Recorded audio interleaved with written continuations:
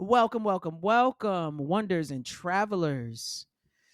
Thank you so much for joining me today as we continue to travel the cosmos of ourselves and get better and better with each revelation. Today, we are talking about routines. All right, now I'm going to read a quote to you all from Rick Rubin's The Creative Act, A Way of Being. I absolutely love this book. So if you have not picked up this book, and I know folks have their own opinions about it, but I think this book is actually really, really beautifully written, really inspiring. And again, if you have not picked up this book, or get it on your Kindles, go to Target, pick it up. I think Target had it for 30% off. We like 30% offs. Buy it through Amazon. Whatever you do, actually, you know what? I'm gonna throw it in a link. I'm gonna throw it in a link in the show notes. Okay, definitely check out this book. But anyway, I'm gonna read you guys a quote that says, "Consider establishing a consistent framework around your creative process. It is often the case that the more set in your personal regimen, the more freedom you have within the structure to express yourself. Discipline and freedom seem like opposites. In reality, they are partners." How amazing is that? Currently, I'm in the process of updating my routine. I am preparing my mind and habits to become more accomplished and to spend more quality time with loved ones. So this is about time management. Okay. For me, time management is everything because it's the area I have the most trouble.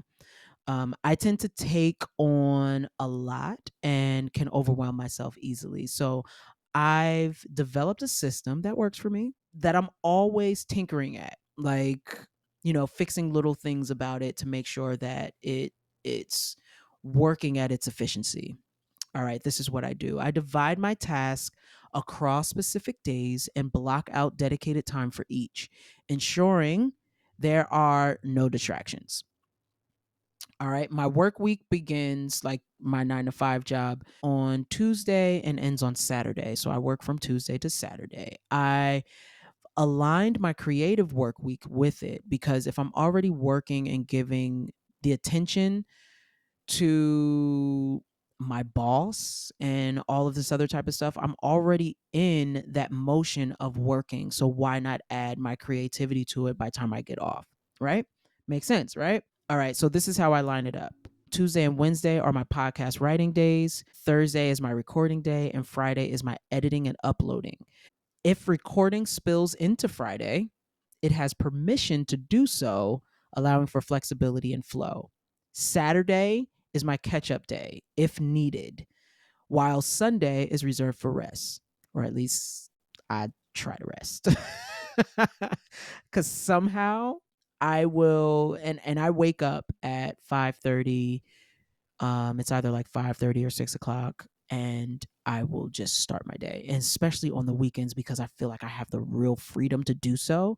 And as soon as you wake up, you are at your most efficiency. Like, so I attack everything. So if I wake up, go to the bathroom, go right into my creative space, and I sit down and I start working. And sometimes, I'll knock out some things and be like, okay, at least if I give myself until 12 o'clock, then I can rest for the rest of the day. You know what I mean? But for the most part, Sunday is reserved for rest. And like I said, I will try my hardest to rest. Sometimes that's difficult because I always feel like there's something to do, but that's neither here nor there. Um, Within these creative days, I set clear mission times for each task. Mission times, okay? Whether it's an hour or a couple of hours, that time is solely devoted to the creative work at hand, free from distractions. When the time is up, my Alexa lets me know it's time to wind down and shut off my creative brain. Now, I'll admit, sometimes I don't listen. When creativity is flowing, I will ride that wave until it no longer feels organic. Sure, it might cost me some sleep on a work day, but baby, I, I earned my sleep. Okay? Okay. Yep. What I've discovered is that less is truly more. By assigning specific days or even weeks to my projects, I found a much better rhythm for managing them. For example, I dedicate an entire week to focus on just one project and then shift to another the following week. This approach not only helps me stay organized, but also eases the anxiety of trying to finish everything all at once. It allows me to pace myself and work in a way that feels healthier and way more balanced.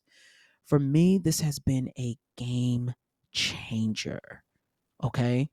Now, maintaining this less is more mindset and work ethic can be challenging at times, especially when you're asked for help from others. Then I have to determine how it will interfere with my own allocated time for myself or if I can shift some time elsewhere to make space. And this is where the power of no comes into place because, especially if I have set myself a deadline or a goal, I want to make sure that I can maintain that goal. So now, if I can fit you into this schedule at some way, shape, or form and say, okay, if I don't do this on Wednesday, I can move it to Thursday because I don't need that much time to do this, or however. And if I can't, I will allocate you to a different day. Or I'll say, I can't do this week, but I can give you some time next week, or however, you know. Deadlines are essential for me. They're like my motivational checkpoints that keep me moving toward the finish line. During those dedicated weeks, I set short term goals to maintain my stride, whether it's writing 3 podcast episodes, fleshing out the world of a fictional story, or finishing a chapter. These smaller goals align with the bigger vision of completing the project. I know it's a multi-layered process, and managing it all on my own requires intention. We already know about intention. Okay. Okay. I'm not even going to hit that because we can just go an episode or two back. Okay. Okay. That's where my Mondays come in. All right. Mondays are my miscellaneous days where I take 30 minutes to map out my week. I write my weekly goals on a whiteboard, tracking progress as I go. Anything left unfinished gets rolled into the next week for that specific project. That said, I don't like tasks lingering, so I push myself to finish them whenever possible. This process has been transformative. All right.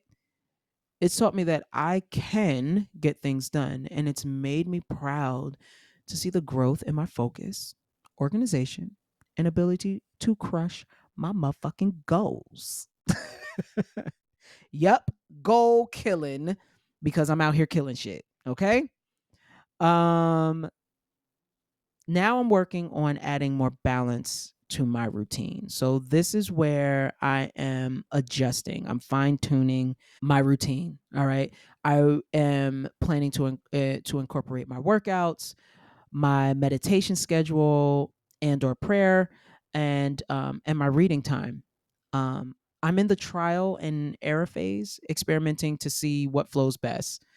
Um, does working out in the morning fuel my day, or does meditation set a better tone? Um, should I read before bed, or is prayer and meditation a better way to close my day? This process takes time, but come January, I plan to solidify my schedule so I can fully integrate these practices. Um, and with every routine, it's all about fine tuning. It's all about fine tuning, adjusting to see what works for you because we want to create the space where our creativity has a way to navigate. All right. So where are you in your routine? Is it giving you a sense of accomplishment? Does it provide the self care you need? Is it easing your mental strain? Reflect on how satisfied you are. And if it's not serving you, what changes could you make to align it more with the life you want to lead?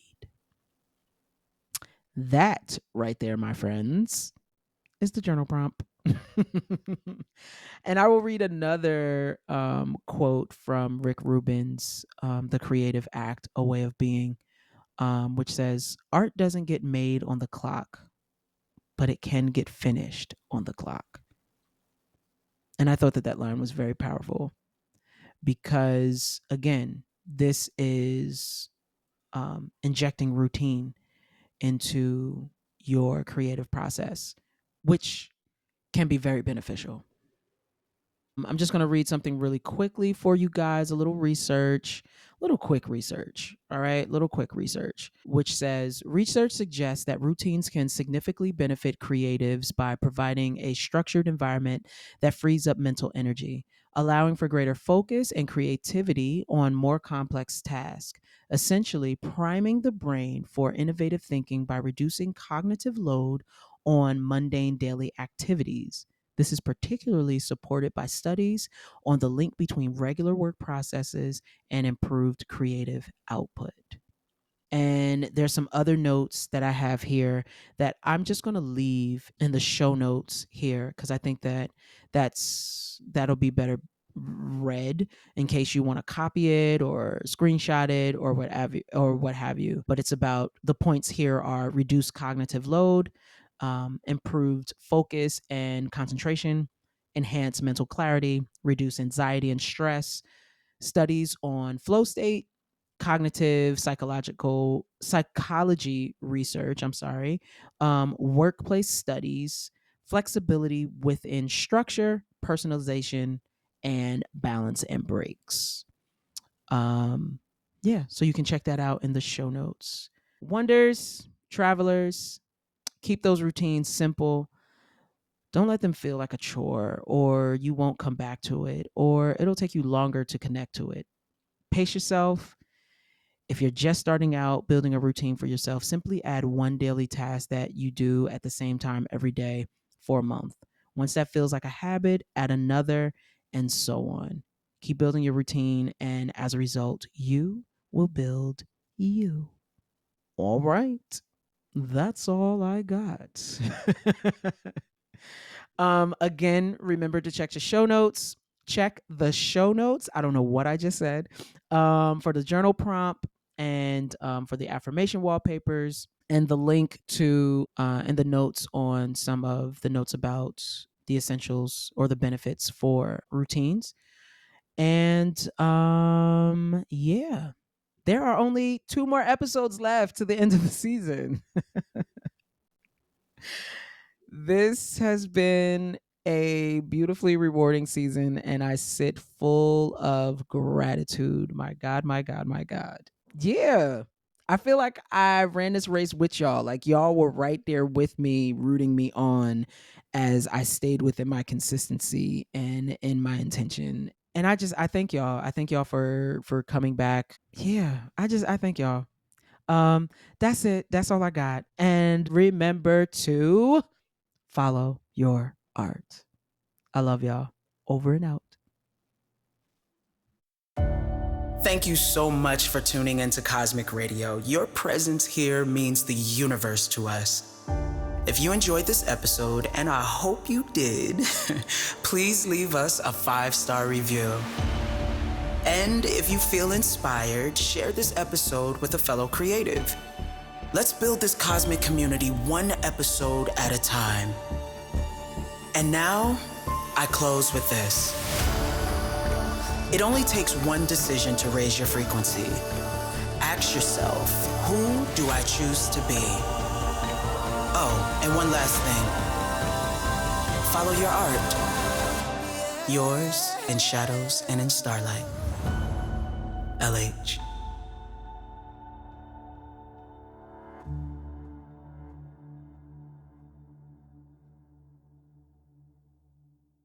Transmission complete. Signal disengaged.